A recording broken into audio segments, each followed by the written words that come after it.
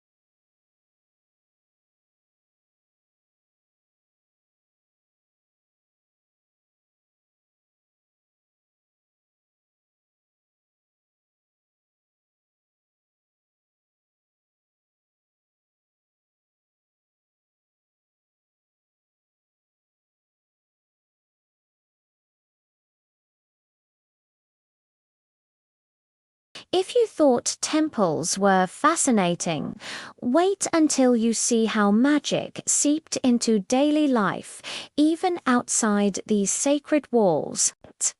For now, just imagine walking slowly through a temple, feeling the cool stone under your feet, smelling incense, hearing the faint hum of chants, and seeing a priest carefully placing bread in front of a statue.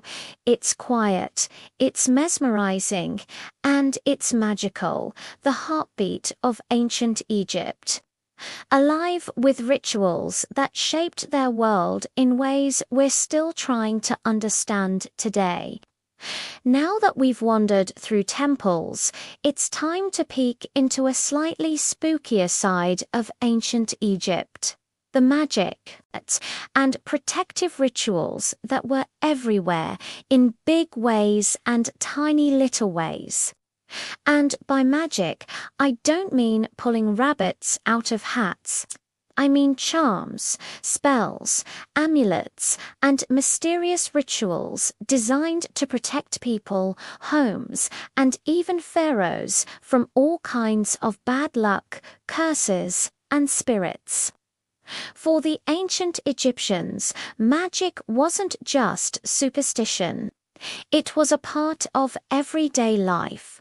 People believed that words, actions, and symbols could influence the world around them. A correctly spoken spell could heal a sickness. A carefully drawn symbol could ward off evil.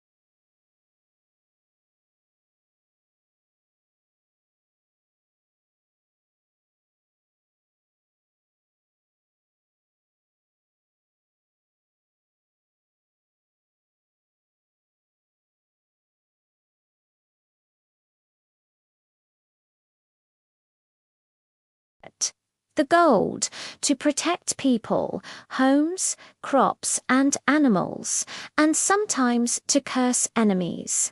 Yes, they had those spells too, but don't think they were constantly doing dark magic.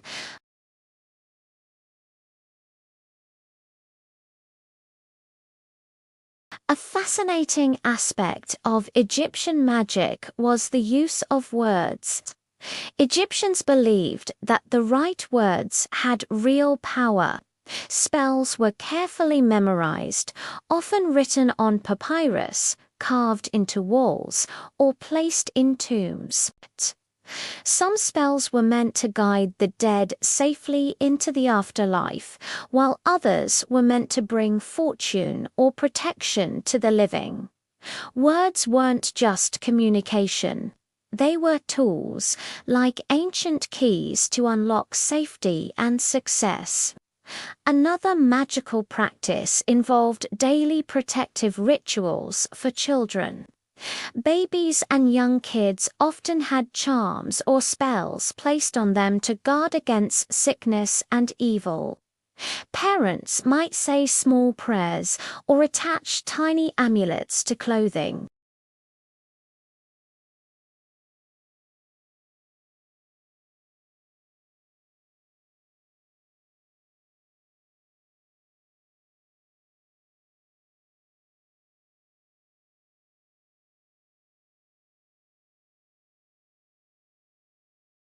Animals played a magical role too. Cats, birds, and even crocodiles were sometimes believed to carry protective energy. Statues or images of these creatures could be placed in homes or temples. Cats, for instance, were sacred and thought to guard families from evil spirits.